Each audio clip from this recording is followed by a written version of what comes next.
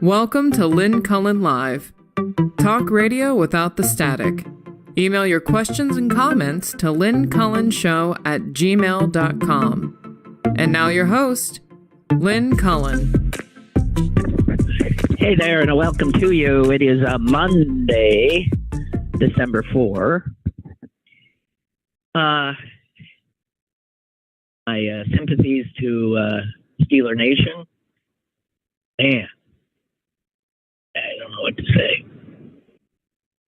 They're about as pathetic as a team can be. It's hard to watch. I mean, can you? I have to admit, after a while, you can't. I can't. And then, as you know, I'm a two-team person, and then, of course, I had to stay up till almost midnight watching Kansas City Chiefs lose to the Green Bay Packers at Lambeau Field, which delighted me. So I had one good game and one bad one. So I don't know what to do about it. I got to do something about the Steelers. Oh my God. Anyway, trying to think if there's anything else on the sporting front.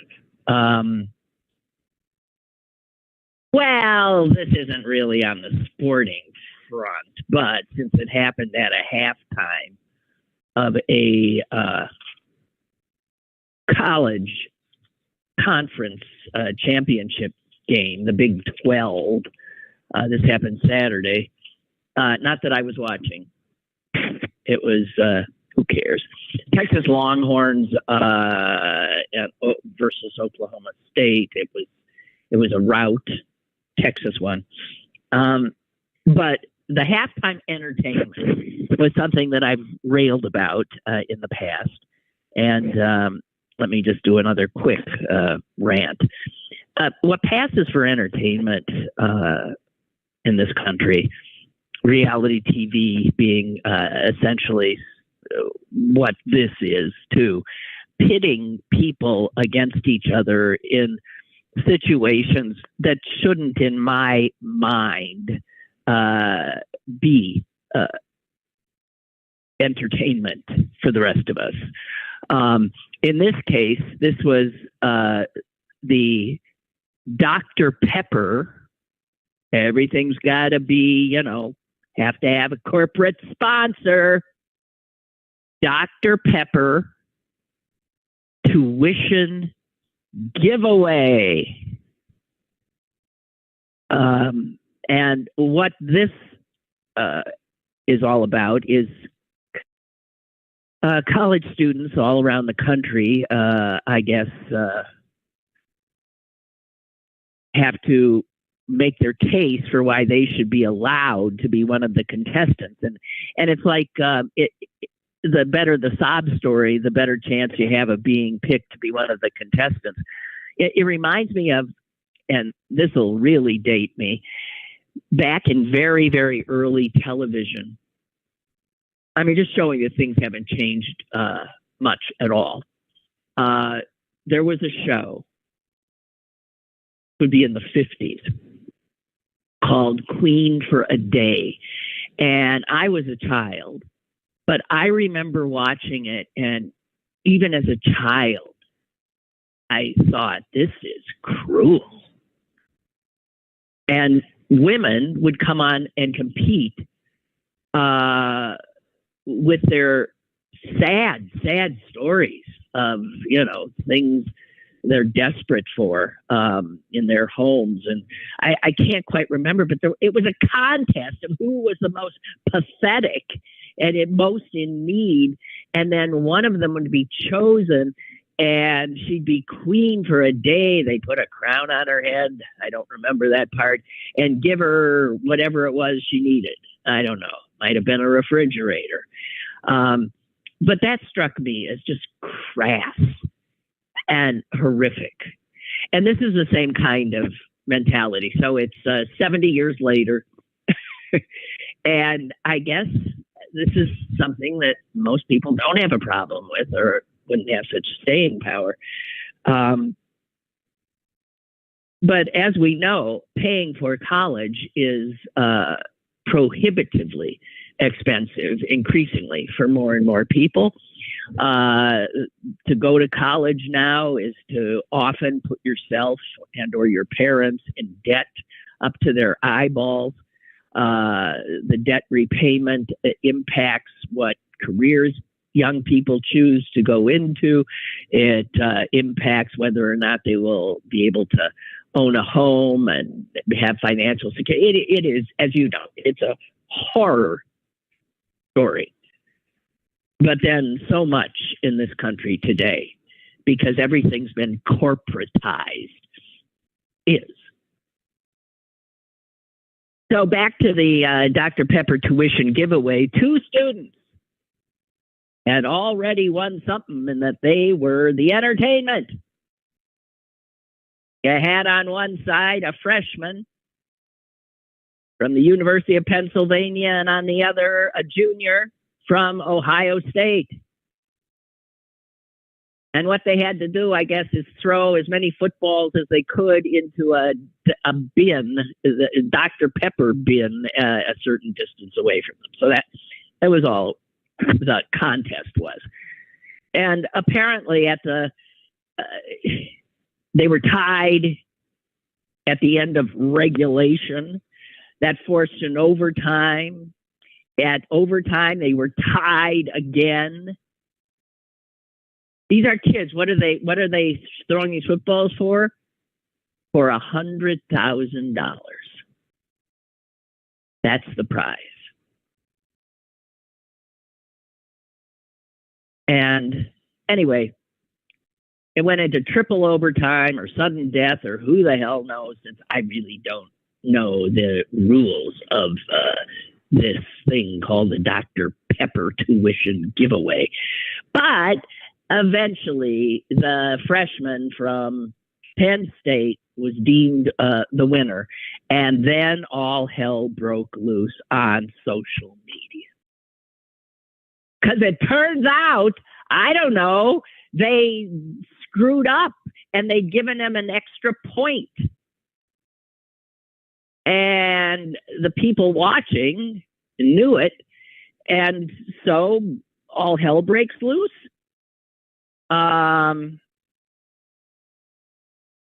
I'll just read you Sergeant Pepper.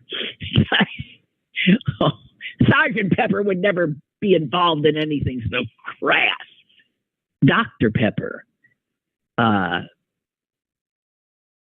put out this statement. In a dramatic double overtime Dr. Pepper tuition giveaway during the Big 12 Conference Championship game, an on-field technical error, meaning it can't count to 10, right? An on-field technical error resulted in an inaccurate accounting. As such, Dr. Pepper will recognize both finalists as grand prize winners, with both receiving $100,000 award in tuition. And that's the good news. God almighty. You know, it's like, it's sort of, I've never watched the Hunger Games, but my sense is this has a sniff of Hunger Games in it. You take desperate people and then you place them in these competitive situations. Granted, in this case, no one dies, for the entertainment of the populace. And I'm sorry, guys, I find it repellent. Repellent.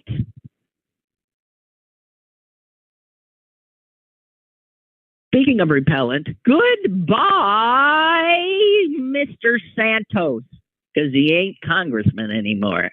He just Mr. Or I don't know what his appellation is.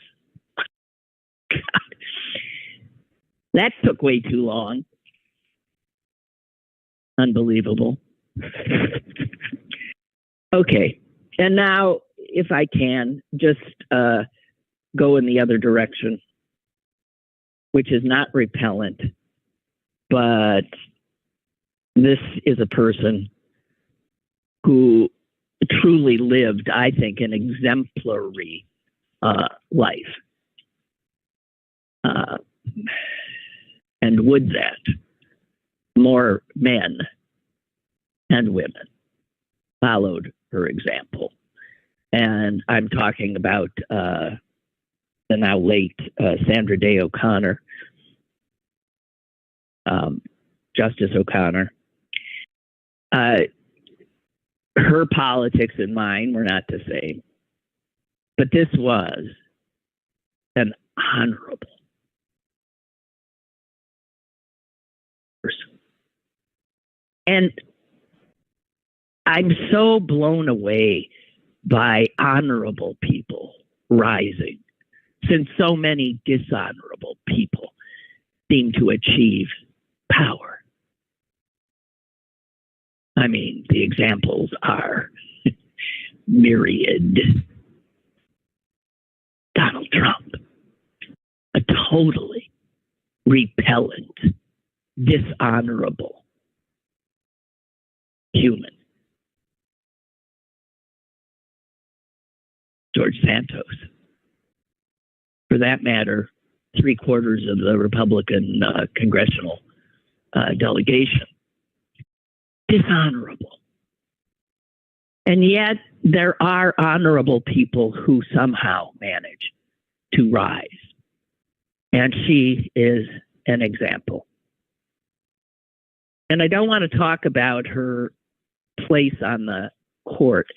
I want to talk about the thing that most moved me about her. I was so blown away by it.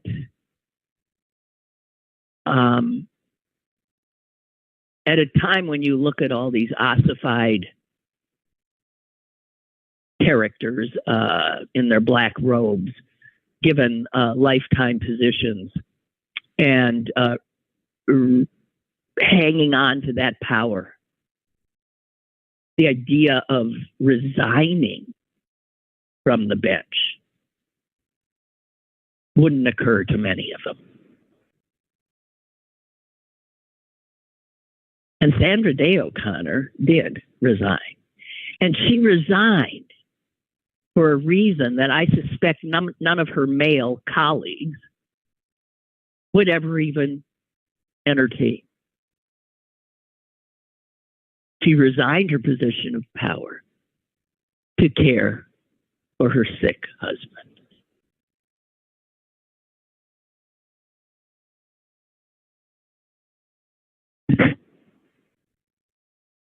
I don't know that a man in power would not do that, but let us just say we're not surprised when a woman, because after all, women are born caregivers, right? And I'm sure you know the story, but I remember at the time being blown away by it. And her husband, of course, had Alzheimer's. And she left the court and cared for him in their home in Arizona for about a year and a half, and then he became too ill for her to care for. So she unhappily had to place him in an assisted living facility of some sort. And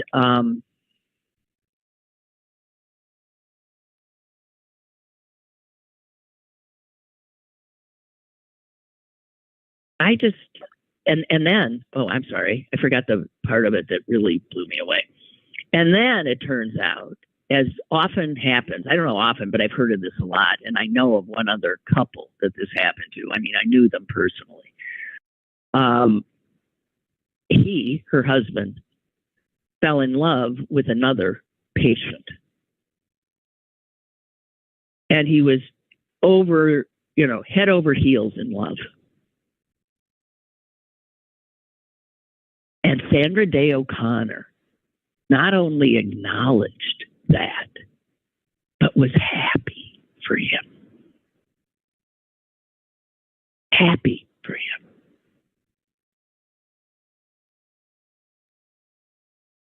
There are pictures of her and him and his new love. Everybody's smiling.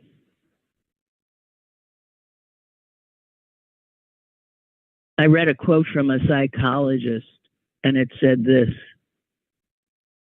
young love is about wanting to be happy. Old love is about wanting someone else to be happy. What a love story, these two, Sandra and John O'Connor. What richness.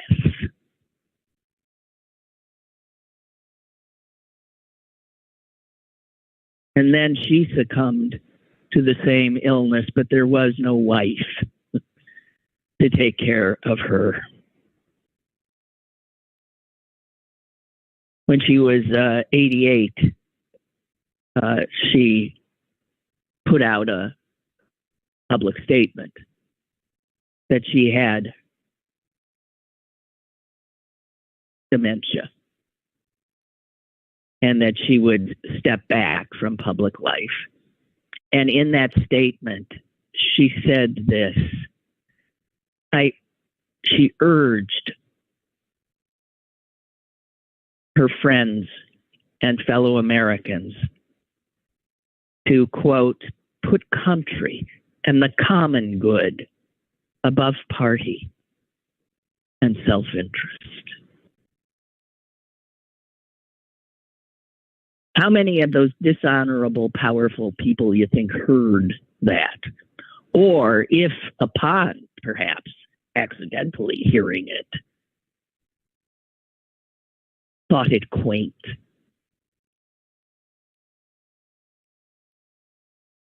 And disregarded it.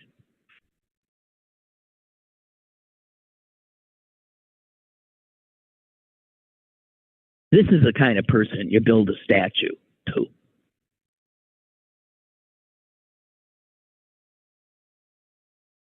In reading about her life, I read one thing which blew me away that I had not known.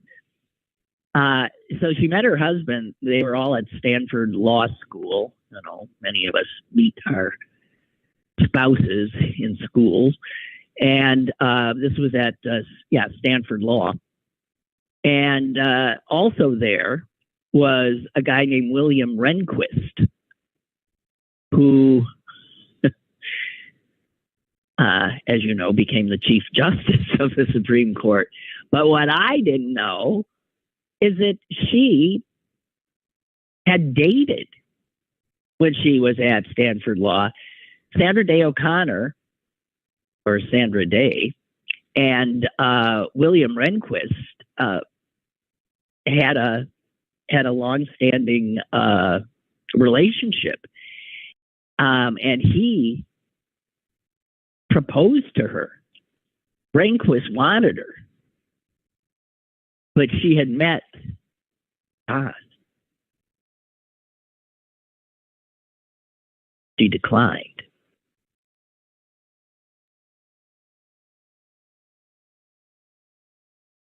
And then she ends up on the court as well.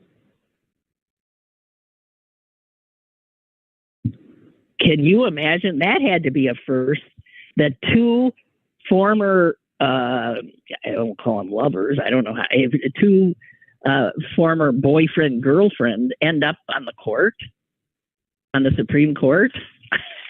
That's bizarre. So anyway, there was that, and that is an extraordinary, wondrous woman. Just saying.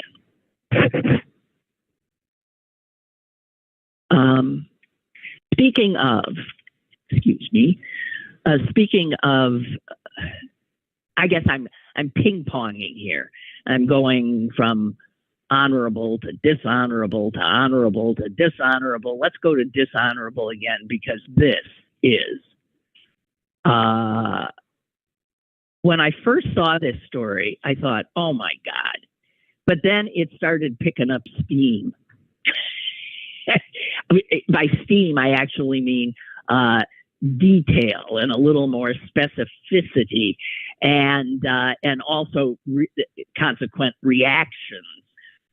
And this is about the head of the Republican Party in the wondrous state of Florida.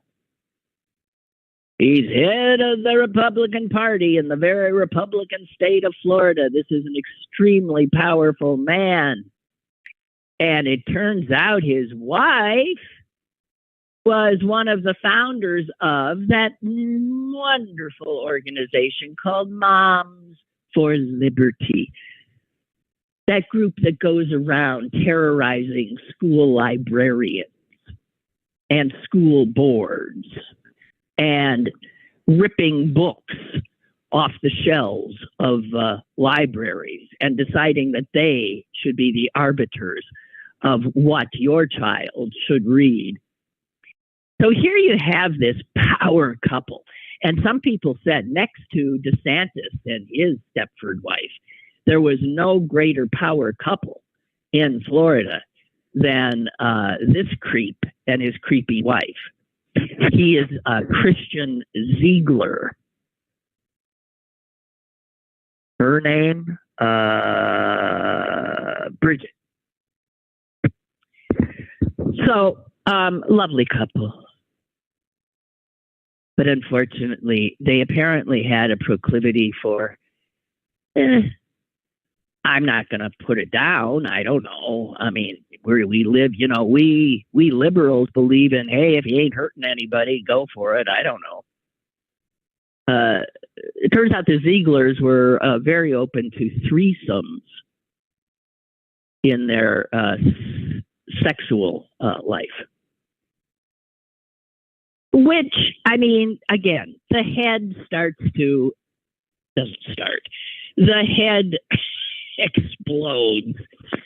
Wait a minute. Excuse me. These are the people that are always railing about keeping our children safe from sexual predators and groomers and people who don't, you know. I mean, these are the people who you think, by virtue of their public presentation and persona, that if, God forbid, they engage in sex, it is only after wedding rings have been exchanged, and then it is only man on top, woman on bottom, and it's missionary.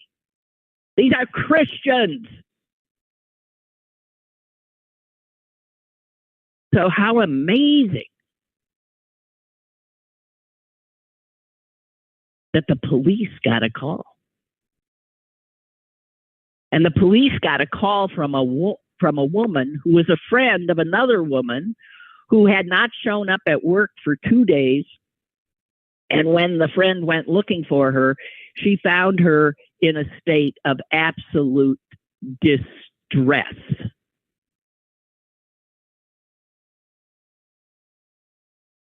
The friend said, "What is wrong?" And she said, "I've been raped and I'm scared to even leave the house." Well, yeah, if you're raped by one of the most powerful men in Florida, I suppose you might be. If you're raped, you might be traumatized anyway. But anyway, it was Christian Ziegler, of course, the God-fearing husband to the lovely Bridget, Ziegler. And apparently what unfolded, because the police attained her cell phone, and lo and behold, there were messages between her and Ziegler, and this all transpired apparently in October, on which the woman, the distressed, raped woman, agreed to have a sexual encounter with Ziegler and his wife. But then Ziegler tells her, I'm sorry, Bridget can't make it. And she says to him, well, then guess what? I can't make it either because I was mostly in it for her. Because apparently, maybe the two women had gotten together before. Moms for Liberty. And don't you forget it. Actually, yeah.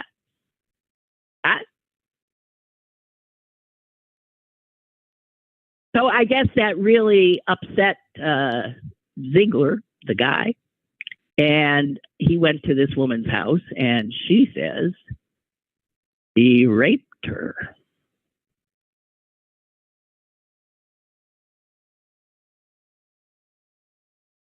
So police have now filed search warrants for Ziegler's phone and other devices.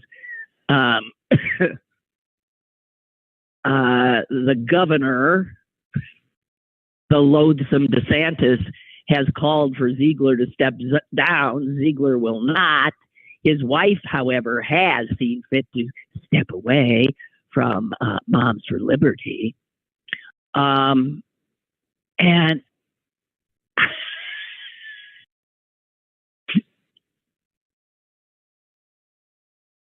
one Florida Republican representative and a member of the state GOP executive committee had this to say. It's certainly deeply, deeply troubling. I would describe this as an absolute body blow. Everyone that I've talked to here about this is in the absolute tailspin.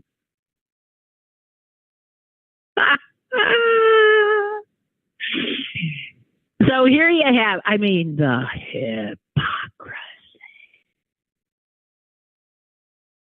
The hypocrisy is so stunning. Bridget Ziegler, ladies and gentlemen, a woman who founded Moms for Liberty, crusading to purge the schools of our country of books that encourage acceptance of different sexual and gender identities, or who, just to make sure we understand everything they're up to, or that highlight discrimination against people because of race, gender, and yada, yada, yada.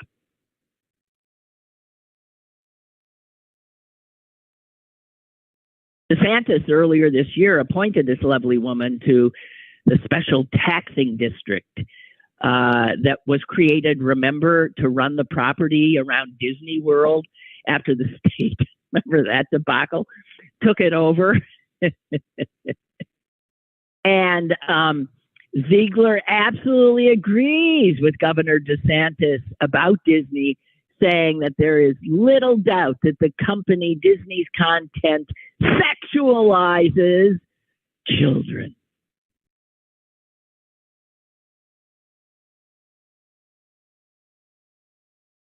Sitting on a school board, she ordered the removal of posters that gave information about gay straight alliance groups.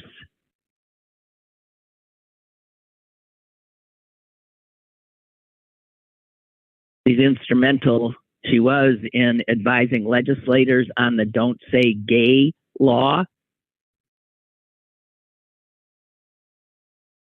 They have held themselves up to be paragons of Christian conservative family values.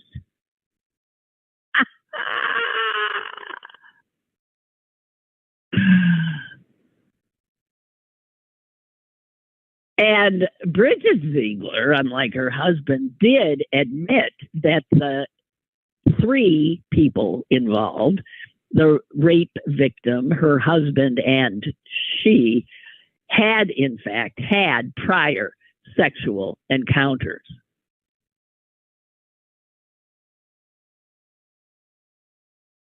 Incredible.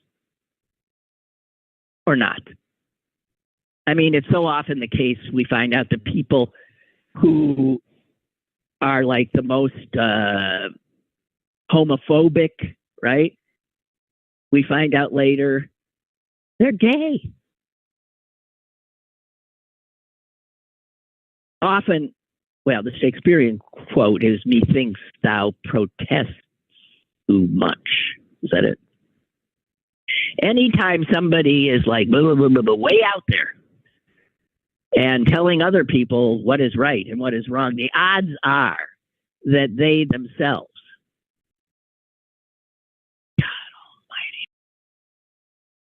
Almighty, are. It's like with Trump, everything he says, like about Biden or somebody else, is about himself. It's just projection onto the other of what is true of him. It's bizarre. But so these guys got found out. One can only imagine how many others have not.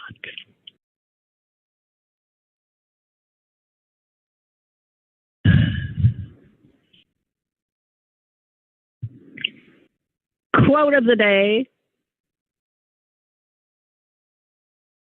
comes from novelist Stephen King.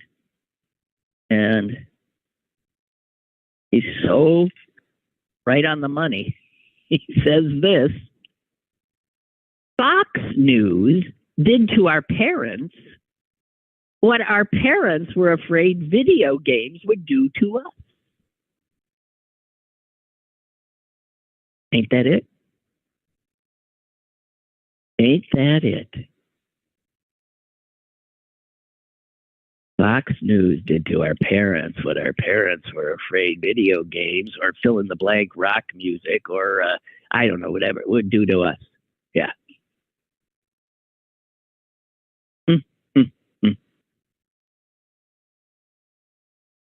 I have started, I guess what's that called? I don't know the verbs anymore for, what you do with your gizmos and stuff. I subscribed, I believe, to posts. I don't know the nouns either. I subscribe to getting these messages and words of wisdom from a few people, but one of them is Robert Reich, former labor secretary, professor, economist, yada, yada, yada, yada, yada. And I have, over the years, gotten very impressed by his head and how it works and his capacity. He's a teacher. He's a good teacher. So right now he's trying to teach the people who do subscribe to him about what the hell happened in the United States with our capitalism. What happened? Because it used to work, pretty much, especially if you were white. I'm not saying it works so well sometimes for marginalized people, but okay, that's a given. But I mean, he points out, he came from his dad owned had a little shop, and he sold women's clothes back before, this is back in the day when you could have a little women's store all by yourself. And people would actually come in and shop. And he mostly sold to women who worked in the factories or whose husbands worked in the factories around the town. And he did okay. I mean, Reich has said we weren't rich, but we were never poor. And our standard of living rose through the 50s and the 60s. And those customers of his dad's, the factory workers and their wives, probably is more the case, their incomes rose.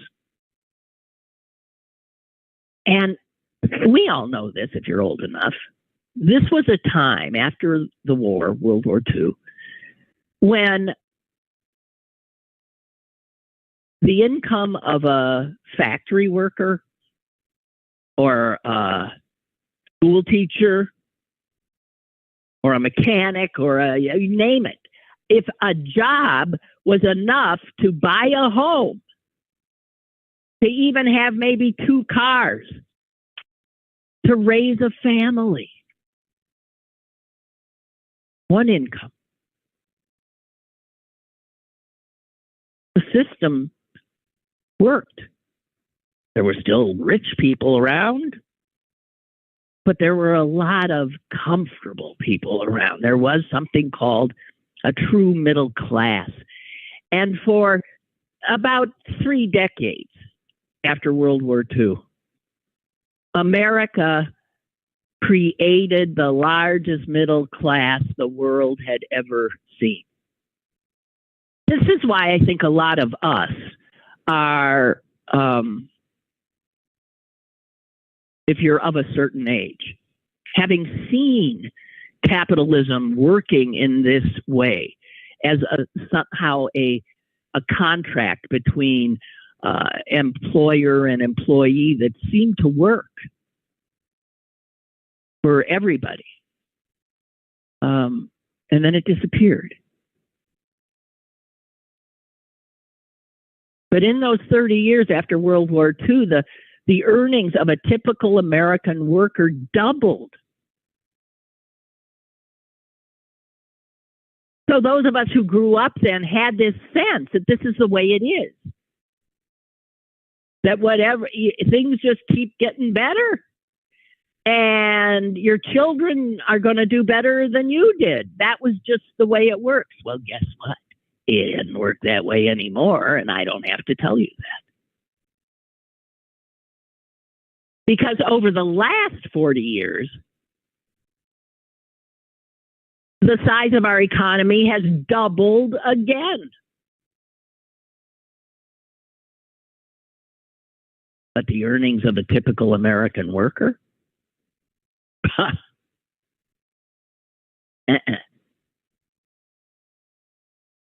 Adjusted for inflation, barely budged. If in 40 years.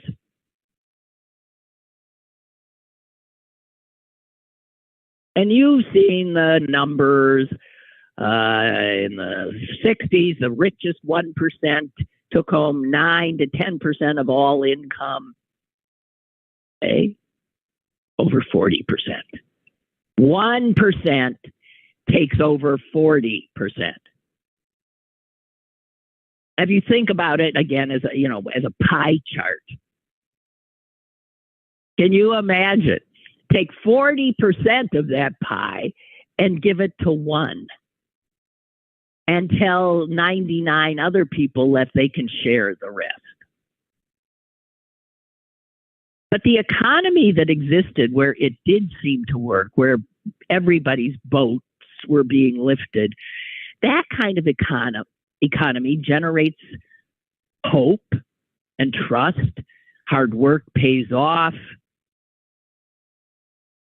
It seems like this economic game we're playing here is basically fair. Again, caveat, not necessarily for Black people, women, Latinos, and such. But now we've got something else. And today, confidence in our economic system, most people don't have much. We see its unfairness. And our faith in it has been seriously undermined. it seems like our economic system is rigged. And Robert Reich would tell you that's because it is.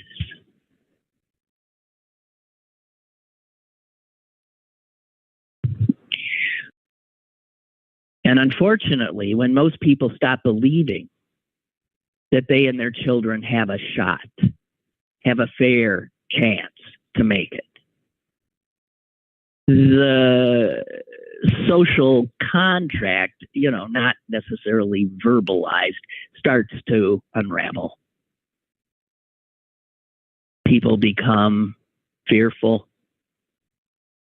angry, envious, and susceptible to demagogues, as we've seen.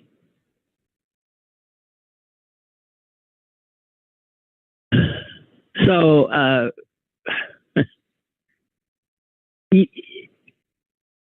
when we try to understand what the hell happened, we know what the general knowledge of what happened in the last 40 so years.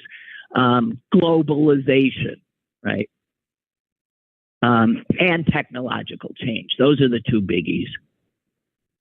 And both of those things took away jobs, took away those good paying jobs. We were always being fed this crap that, oh no, other jobs will be created. Where are they? The reality is the kind of jobs that used to give Americans that wonderful middle class life, those jobs can now be done by a lot cheaper, by workers overseas, or by AI, by computers. And AI, speaking of that, is only going to ramp this up at a dizzying rate. And, Democrats have responded to all of this by saying, look, the solution is government has got to get more involved. It has to regulate some of these rapacious industries. It has to raise taxes on the wealthy. We have to invest in our schools and in all that stuff. That's what Democrats believe. Republicans, not so much. They oppose all of that and have some extraordinary faith in something called the free market, which is as real as the tooth fairy. And Reich argues that this, looking at it all as globalization, technological revolution, that is definitely a big part of what has happened. But the thing that has really sealed the deal and created the extraordinary inequality that we see now in our country is that political power has, in these last 40 years, increasingly been concentrated in a corporate and financial elite that, with their money, has been able to buy the so-called representatives of the people in state legislatures, in city councils, in our Congresses, right, in the Congress. We don't have more than one, do we? And by owning the people who make the laws, they have been able to alter the rules that run the economy, that run our country.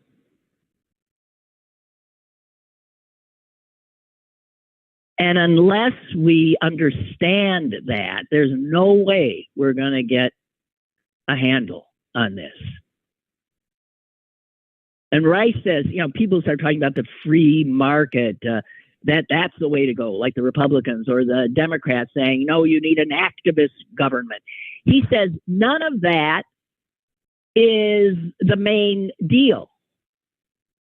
It's that diverts attention away from how the market has come to be organized so differently from the way it was in the 50s and 60s when boats rose.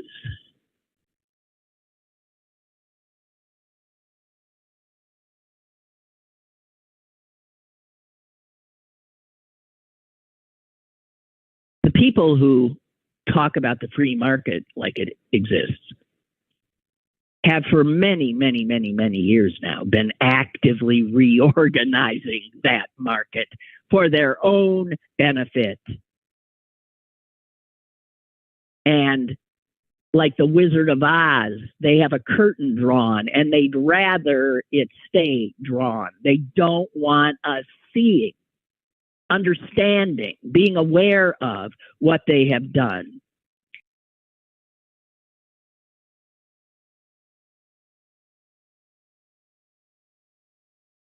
And markets depend on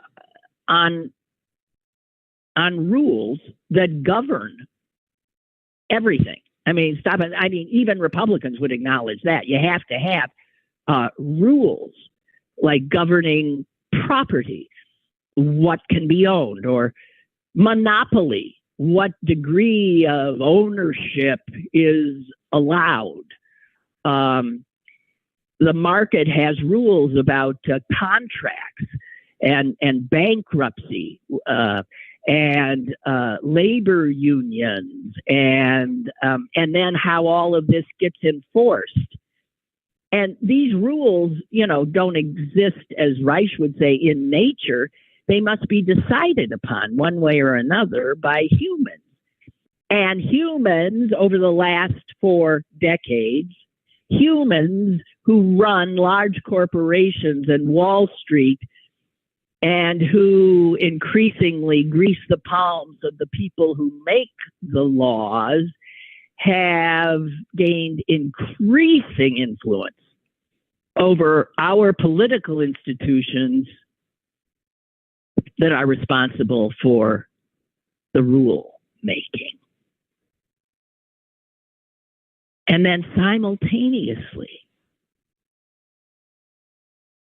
the countervailing power to the corporate world and the Wall Street world was the people, the middle and lower middle classes. And they used to have more power. And where did that power come from? It came from the small businesses they owned. They've been demolished. Ma and pa businesses.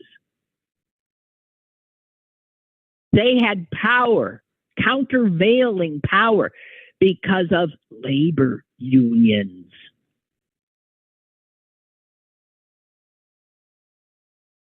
And now all the power is the power of money. All of it. And now we have a market organized by those who have all the money for the purpose of further increasing their money.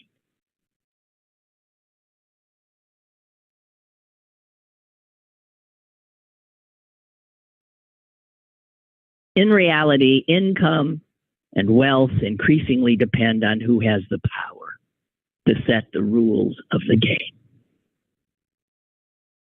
And meanwhile, the pay of average workers, ask one, gone nowhere. Because workers have lost the countervailing economic power they used to have and political clout they once had. and the simultaneous rise of both the working poor and the non-working rich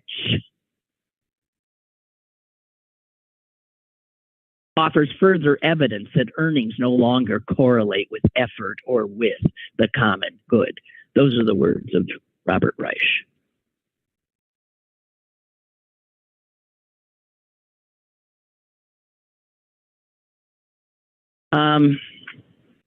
There is more. I don't know how much more you want to hear, but it's one thing to say the game's been rigged, but to understand how is step one in undoing the rigging.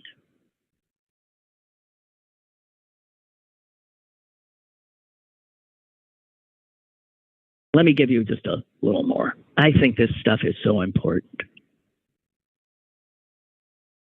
The biggest political divide in America in the future will be between, on one side, the complex of CEOs of large corporations, top executives, traders at Wall Street banks, private equity, hedge fund managers, all the rich who have fixed the economic and political game to their liking. And on the other side,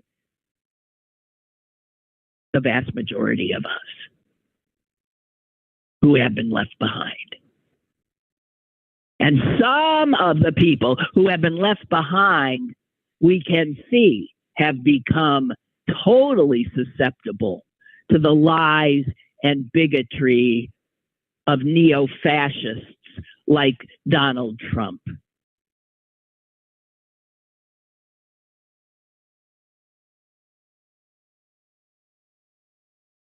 One more quick history lesson. History shows us that this is not a done deal.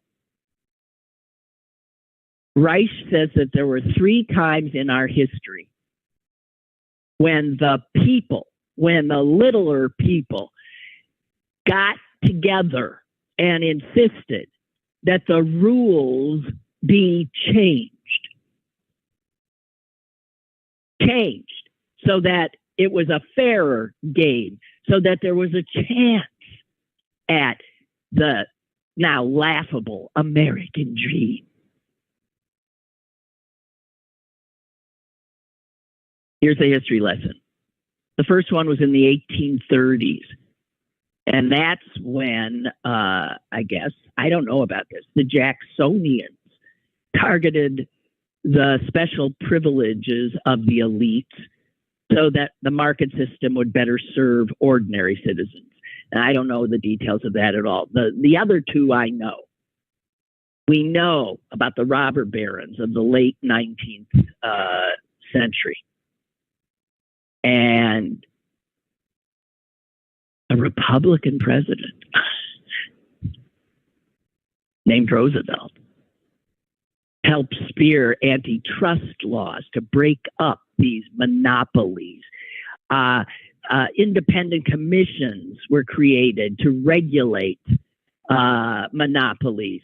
And guess what? Corporate political contributions were banned. They didn't want these rich to be able to own our lawmakers. That was over a century ago. But you never turn your back on these rich guys, because they went and managed to do it again, got us into a depression, and then we have another Roosevelt, this time a Democrat. And so in the 30s, we saw a lot of action to limit the political power of large corporations and Wall Street, while enlarging that countervailing power of labor, unions, small businesses, and small investors. And so the challenge to us is not just economic, it's political. Economics and politics are hand in glove. They cannot be separated.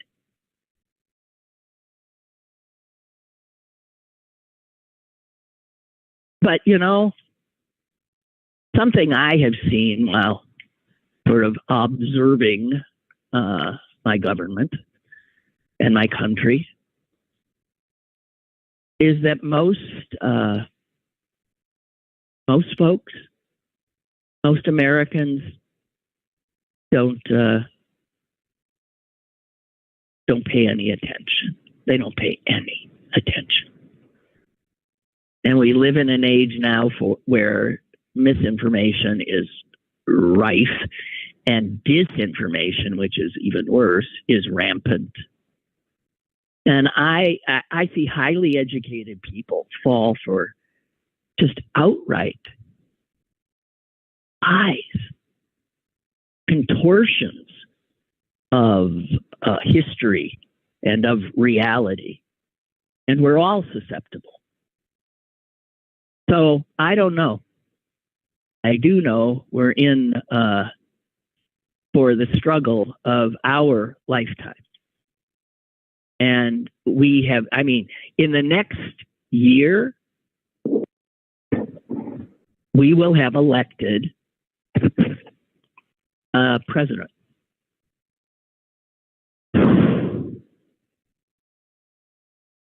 And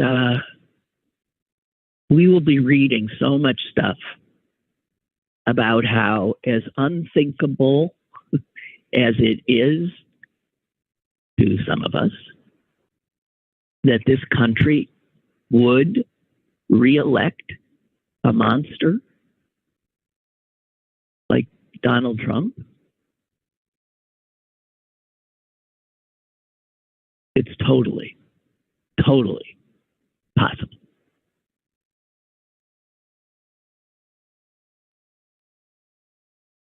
I don't know. I do not know what is going to happen. What's fascinating to me is that Trump is making very clear. He's not subtle. He's just saying out loud what he intends to do. He intends to dissolve our democracy. If you dare to read some of what he's been saying, he flat out is saying he will dismantle our democracy. He will co-opt the Justice Department and other institutions. He will possibly use the Insurrection Act. Well, an insurrectionist should certainly know how to do that. Only he will use it to use the armed forces of the United States against any who would stand in his way. He is flat out telling us that he intends to be a king. He intends to not only subvert, but destroy that which we were taught from the time we were little kids to be so proud of. This American experiment. He's saying all of these things unabashedly. And millions and millions and millions of our neighbors, people who are our doctors, our lawyers, our shoemakers, our whatever, they're going to vote for him.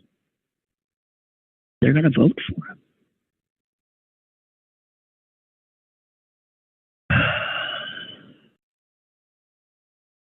Unbelievable. Okay, before I leave quickly, Beth has written, and I didn't know this. Oh, God. The Dr. Pepper thing happens at every college conference game. So, isn't that nice? So Dr. Pepper actually ends up giving away millions, few millions. How many conference games are there? 10, 20? At most 20. No, there's not 20 conferences. So it's still a drop in the bucket for them. And Beth goes on to say, you have multiple kids being the entertainment and show ponies for a chance to maybe afford 1 year more of college. The young man you were talking about was a student at the University of Pennsylvania.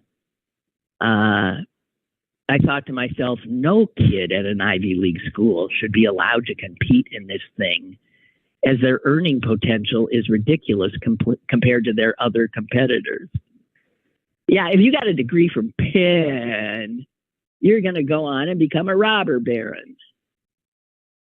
The obnoxious, she's changing, the obnoxious, self-righteous Florida swinging couple. All I can do is laugh at their embarrassment. Maybe they can start a support group with other Republican self-haters. Senator Larry Craig, the Falwells, the chief of staff of the former U.S. Senator and gay-hating Jim Inhofe. Maybe that is the reason they kicked out Santos.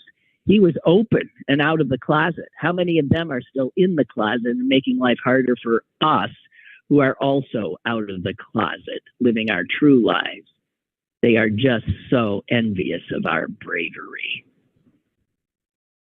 Well, Beth, you're great when you call, and you're great in print, and I thank you for that. I truly do. Guys, one last time, it's a riot how some of you, I thought I was a procrastinator. Every time I say it, I get a whole bunch more. Will you send me your emails, please? Could be by the end of the year, I'm not going to be where you're used to having me. So I need your emails to let you know where I might be. Okay? So you have to send your email to lynncullenshow@gmail.com. I got quite a list going. I want to keep us together. lynncullenshow@gmail.com. Do it now! I don't think that was plaintively. Anyway, do it now. Thank you. See you tomorrow.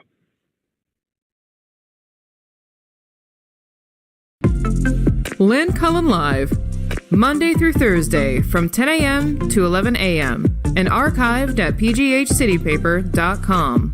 The opinions expressed on Lynn Cullen Live are those of the host and do not necessarily reflect the viewpoints of Pittsburgh City Paper or its advertisers.